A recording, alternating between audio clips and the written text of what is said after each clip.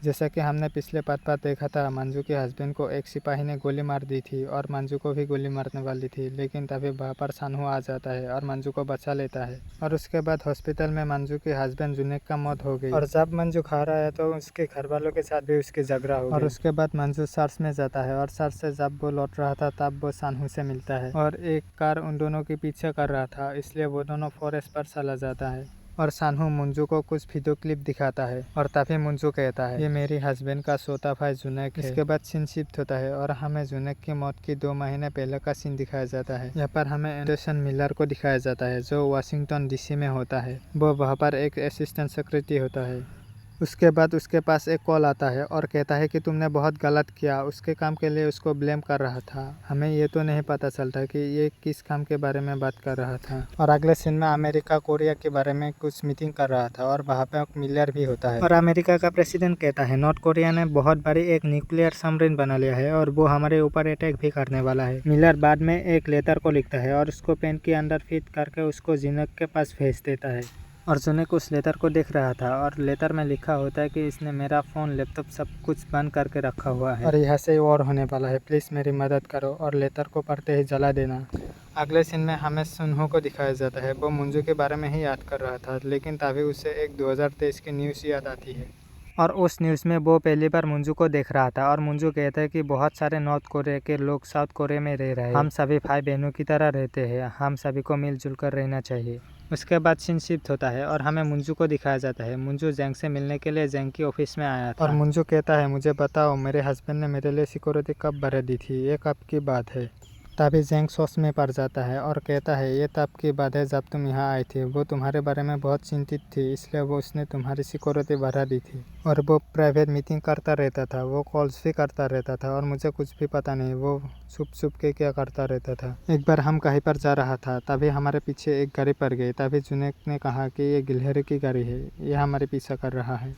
उसके बाद मंजू अपने घर दौड़ के आता है और सोचने लगता है एक बार मेरे हस्बैंड ने मेरे सामने गिलहरी की जिक्र किया था और कुछ तस्वीरें बनाया था और वो तस्वीरों के अंदर ढूंढने लग जाता है और उसे एक बात पता चलता है कि बचपन में सोंगसोंग का और एक नाम था और उसका नाम ही बचपन में गिलहरी था। तभी मिजी मंजू को कॉल करता है और कहता है मैं यूसोंग की घर आई थी यूसोंग की फैमिली से मिलने के लिए, लेकिन कुछ लोग आए हुए हैं और यूसोंग की फैमिली को यहाँ से ले जा रहे हैं। मिजी कहता है कि मैं इन लोगों के पीछे कर रहा हूँ। तभी मंजू भी कहता है तुम लोकेशन भेजो, मैं भी आ रहा हूँ। अगले सीन में हम सुनहो को देखते हैं। सुनहो फादर यांग से मिलने के लिए आया था और फादर यांग सुनहो को एक वीडियो दिखा रहा था और कहता है तुम्हारी दादी के पास कुछ लोग आए थे और एक लेटर और कुछ खाने के सामान देकर गई और मुझे लगता है कि तुम्हारी दादी कुछ खतरे में है और तुम नॉर्थ कोरिया जाकर उसे ले आओ, मुझे भी यहाँ पर कुछ काम करनी है जो कि जुनेद ने दिया है। सानहो पूछता है कि वो काम क्या है, अगर उस काम की वजह से जुनेद की मौत हो सकता है तो आपकी मौत भी होना कोई बड़ी बात नहीं है। फादर यांग कहता है कि मैं तुम्हें नहीं बता सकता और मुझे ये काम करना ही होगा, मैंने गॉड के सामने प्रॉमिस किया था।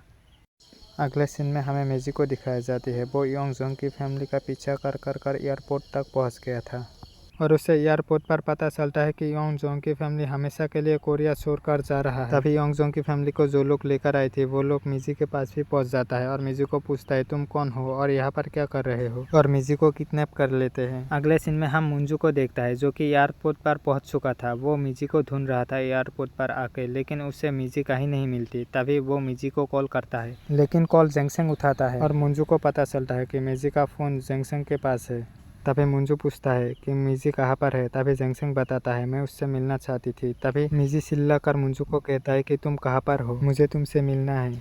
और उसके बाद सीन शिफ्ट होता है और मंजू जैंगसेंग से मिलने के लिए आया था और मंजू जैंगसेंग से पूछता है तुम मेरे पति के गाड़ी को क्यों ब्लॉक कर रहे थे। तभी जैंगसेंग कहता है तुम्हारे पति एक सिपाही था, मैं इस बात को फैलने से रोकना चाहता था कि तुम्हारे पति एक सिपाही था।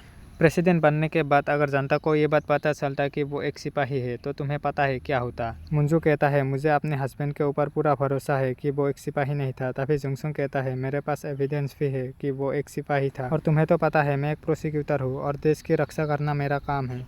और उसके बाद वो सुनहो की बात करने लगता है और कहता है कि मुझे लगता है कि तुम्हारे पति के साथ सुनहो मिला हुआ था और उसी ने तुम्हारे पति को मारा होगा। वैसे भी वो एक मर्सनरी है, वो वालकेरिया के लिए काम करता है, पैसों के लिए वो कुछ भी कर सकता है। और मैं तुमको एक सलाह देना चाहता हूँ कि तुम और तुम्हारा दोस्त इस देश छोड़कर चली जाओ तभी मंजू कहता है कि मैं अपने दोस्त को देखना चाहता हूँ, क्या वो ठीक है। और उसके बाद जेंगसोंग अपनी आदमी से कॉल करता है और कहता है मुझे मिजी से बात करना है, और मोबाइल मंजू को दे देता है। और मंजू मिजी से पूछता है कि क्या तुम ठीक हो, और मिजी भी कहता है कि हाँ मैं ठीक हूँ। अगले सीन में हमें सानहू को दिखाया जाता है। सानहू अपने फादर यांग से बात कर रहा था। फादर यांग सानहू को पीने के लिए शराब देता है और कहता है ये तुम अपने साथ ले जाओ, ये बहुत ही स्पेशल है। और सानहू फादर यांग से पूछने लगता है वैसे मैं बाइबल को अपने साथ ले जा सकता हूँ ताकि ये मुझे बेड टाइम में गाइड कर सके। और फादर यांग कहता है कि हाँ ठीक है, तुम इसे ले जा सकते हो। और इसके बाद सीन शिफ्ट होता है और अगले सीन में सानहू जहाज में होता है। वो अपनी दादी माँ से मिलने के लिए जा रहा था और वो उस बाइबल को देखता है और उस बाइबल के अंदर वही फ़ोन नंबर मिलता है उसे। उसके बाद वो दौड़ के फादर यांग के पास जाने लगता है और हमें मिस मंजू को दिखाया जाता है। वो भी फादर यांग से मिलने के लिए आया था। और उसके बाद वो दरवाज़ा नॉक करने वाला होता है, लेकिन वो देखता है कि दरवाज़ा खोला है। और उसके बाद वो घर के अंदर जाकर देखता है तो फादर यांग को किसी ने मार दिया। तभी वो चिल्लाने वाला होता है, लेकिन पीछे से सुनहू आकर उसका मुंह पकड़ लेता है और कहता है कि चिल्लाओ मत। तभी सानहू मंजू को कहता है मैं थोड़ा लेट हो गया, मुझे थोड़ा जल्दी आना चाहिए था। तभी उन दोनों को मारने के लिए एक आदमी आता है और सानहू मंजू को कहता है कि तुम अंदर जाओ। और उसके बाद सानहू उस आदमी से फाइट करने लगता है और काफ़ी देर उन दोनों की फाइट चलने के बाद सानहू उस आदमी को दबोच लेता है। और सानहू उस आदमी को पूछता है बताओ तुम किसके लिए काम करते हो। और बाहर से कोई दरवाज़ा नॉक करने लग जाता है। तभी सानहू देखने के लिए जाता है और इसका फ़ायदा उठाकर वो आदमी वहाँ से भाग जाता है। सानहू जब दरवाज़े के बाहर देखता है तो बाहर कोई नहीं मिलता। सानहू भी जाने वाला होता है, लेकिन तभी मंजू बाहर आता है। तभी सानहू कहता है कि वो तुम्हारे अपने ही लोग हैं, चलो जाओ, वो लोग तुम्हारी मदद करेंगे। तभी मंजू कहता है मुझे तुमसे कुछ बात करनी है। और मंजू को एक बड़े से टनल में ले आते हैं। उसके बाद सीन शिफ्ट होता है और हमें ओके सुन को दिखाया जाता है। वो डायरेक्टर हांग के साथ बात कर रहा था और पास में तुम्हारे ये सब हो गया था, तुम्हारा बेटा बीमार था, किसी ने उसकी मदद की थी, शायद तुम्हें नहीं पता वो कौन था। तभी उन्हें कहता है हाँ मैंने उसके बारे में जानने की कोशिश की, लेकिन मुझे उसके बारे में कुछ भी पता नहीं चला। तभी ओके सुन कहता है वो मैं था, तुम्हारे बेटे की मदद मैंने ही की थी, अभी मुझे तुम्हारी हेल्प चाहिए, तुम बताओ मेरे बेटे के साथ क्या हुआ था। उन्हें वाशिंगटन डीसी की असिस्टेंट सेक्रेटरी मिलर का नाम लेता है और कहता है वो उससे एक बार मिला था, शायद वो वॉर के बारे में था और वो एक सिपाही है। और हमें आपके बेटे के ऊपर भी डाउट था कि वो भी एक सिपाही था और हमने उसके ऊपर कई महीने तक निगरानी की। तभी ओकेसुन कहता है ऐसा कौन करवा रहा है, क्या वो ग्यांगसुंग है। तभी उन हांग ओकेसुन के हाथ में एक फाइल देता है और कहता है इसका नाम सानहू है और ये बाल्केरिया के लिए काम करता है और ये पैसों के लिए कुछ भी कर सकता है। और ये तुम्हारे बेटा के साथ कांटेक्ट किया था, पता नहीं क्यों उसने तुम्हारे बेटा के साथ क्यों कांटेक्ट किया था, इसका पता लगा सकते हो। और उसके बाद सीन शिफ्ट होता है और हमें सानहू को दिखाया जाता है और वो फादर यांग के बारे में सोचने लग जाते हैं। फादर यांग ने उसको एक नेकलेस देकर कहा था कि तुम्हें ये प्रोटेक्ट रखेगा। और उसके बाद सानहू मंजू से पूछने लगता है कि तुम्हें लगता है मैं तुम्हारे लिए डेंजर हूँ, अगर तुम्हें ऐसा लगता तो तुम मेरे पीछे यहाँ तक नहीं आती। और कहता है कि हमने वाल्केरिया के लिए बहुत सालों तक काम किया है और पिछले साल मैंने अपने कॉन्ट्रैक्ट को रिन्यू नहीं किया, इसका मतलब है मैंने काम छोड़ दी है। तुम्हारे पति ने फादर यांग को कुछ कहने के लिए कहा था और वो कल गैदरिंग में यही बात को कहने वाला था, इसलिए किसी ने उसको जहर दे के मार दिया। बाद में ये दोनों नीचे आता है और नीचे बहुत सारे अल्कोहल की बोतलें होता है। फादर यांग ने सानहू को भी एक बोतल दिया था और सानहू आकर उसी बोतल को धुलने लगता है और उसे बोतल के अंदर एक लेटर मिलता है और ये लेटर वही था जो मिलर ने जिनक के लिए लिखा था। और उसके बाद सीन शिफ्ट होता है और हमें अमेरिका का हेडक्वार्टर का सीन दिखाया जाता है। अमेरिका को पता चल चुका था नॉर्थ कोरिया के पास एक बहुत बड़ी पनडुब्बी है और वो हमारे ऊपर न्यूक्लियर अटैक कर सकता है। और इसी बात को लेकर रात को मिलर के पास कॉल आई थी और अमेरिका जवाबी हमला करना चाहता है, इसके लिए उसने प्लानिंग भी कर ली। लेकिन मिलर इसके खिलाफ होता है और वहाँ के एक ऑफिसर को कहने लगता है हमें ये देखना होगा कि वो पनडुब्बी किस लिए है, वरना बहुत सारे मासूम लोग ऐसे ही मारे जाएंगे। वहाँ पे मिलर की बात कोई नहीं सुनता और उसे मीटिंग से भी बाहर कर दी जाती है। और उसके बाद सीन शिफ्ट होता है और हमें सानहू और मंजू को दिखाया जाता है।